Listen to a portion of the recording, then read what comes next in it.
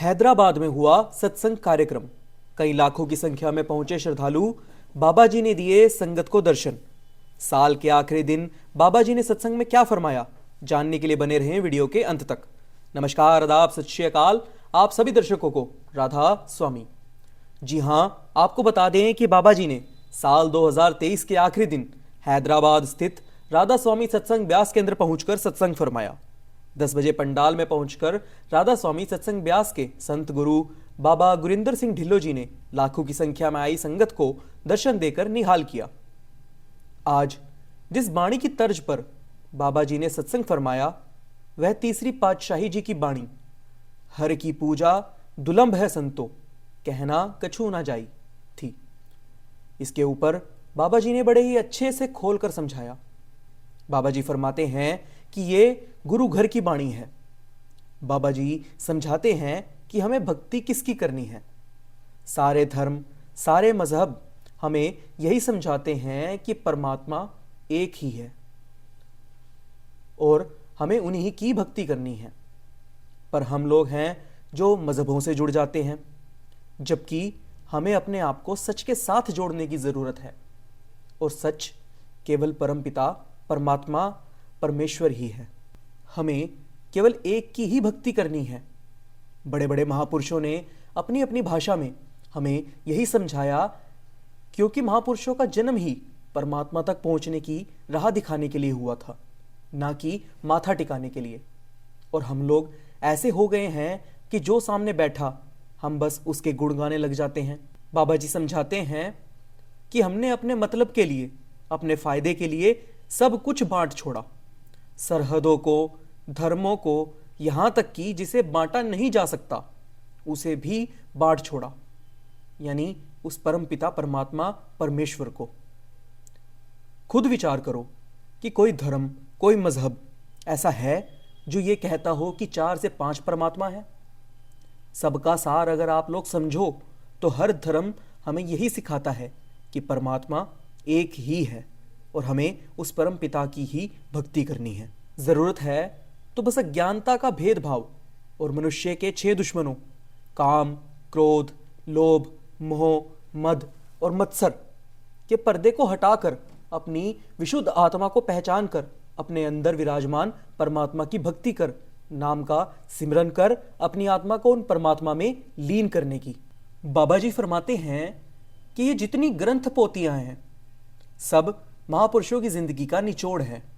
यह उनकी जिंदगी की अनमोल दौलत है जो वह हमको सौंप कर गए, ताकि हम इनको समझकर, इन पर अमल कर उन परमपिता परमात्मा परमेश्वर की प्राप्ति कर सके।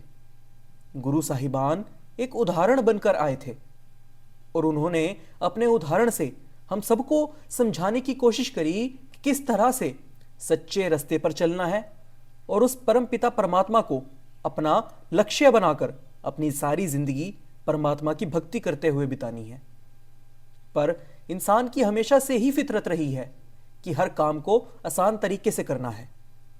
इसी वजह से कई लोग ऐसे हैं जो बाहरी साधना को अपनाकर ग्रंथ पोथियां पढ़ने तो लग जाते हैं, लेकिन उनमें से कितने ही ऐसे हैं जो उस पढ़े हुए को अमल में लाते हैं। खाली ग्रंथ पोथियों को रटने से कुछ नहीं होगा। बात तो तब है जब आप उन पर अमल करके परमात्मा का भजन सिमरन करो, परमात्मा के नाम का जप करो और अपनी आत्मा को परमात्मा से मिलाने की कोशिश की राह, जिसको भक्ति कहते हैं, उस पर लगे रहो जब तक कि आपकी आत्मा का उन परम पिता परमात्मा से मिलन ना हो जाए। तब तक उस राह से मत हटो। बाबा जी समझाते हैं कि ऐसी बहुत सी संगत है जो हर रविवार को सत्संग सुनने तो आती है, लेकिन उनमें से कितने ऐसे हैं जो सत्संग पर अमल करते हैं।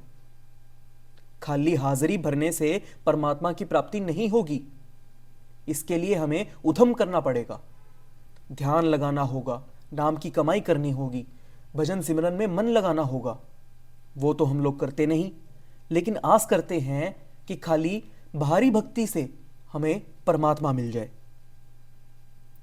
हम लोग भटके हुए हैं, हमें मालूम ही नहीं कि भक्ति किसकी करनी है। हम लोग अनेकता में आकर फंस चुके हैं, भेदभाव के मारे हुए हैं, हर एक का अपना अलग इष्ट देव है, हर एक के अपने अलग तौर तरीके हैं, अपने अपने रस्मों रिवाज हैं। लेकिन अगर आप किसी भी मजहब की गहराई में जाकर, किसी भी धर्म की गहराई में जाकर उसके सार को समझोगे तो आपको पता चलेगा कि हर धर्म का इशारा एक ही परमात्मा की तरफ है। किसी धर्म ने दूसरे परमेश्वर का जिक्र नहीं किया हुआ।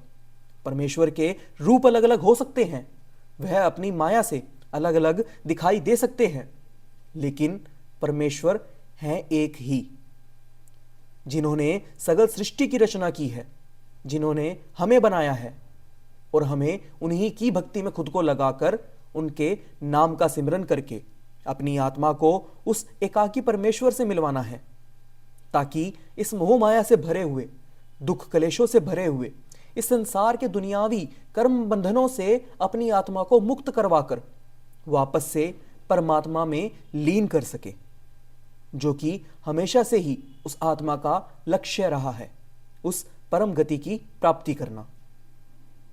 सत्संग कार्यक्रम में कई लाखों की संगत ने पहुंचकर बाबा जी के दर्शन प्राप्त किए और सत्संग श्रवण किया। वहीं सेवादार भाई बहनों ने भी सभी व्यवस्थाओं को बड़ी बखूबी निभाया। सत्संग केंद्र में लंगर की भी व्यवस्था की गई, जिसमें सेवादार भाई बहनों ने निस्वार्थ सेवा करते हुए दूर दराज से आए सभी श्रद्धालुओं को बड़े ही प्यार से सेवाओं से लंगर प्रसाद ग्रहण करवाया। फिलहाल के लिए बस इतना ही। एक बार फिर से लौटेंगे एक नई अपडेट के साथ।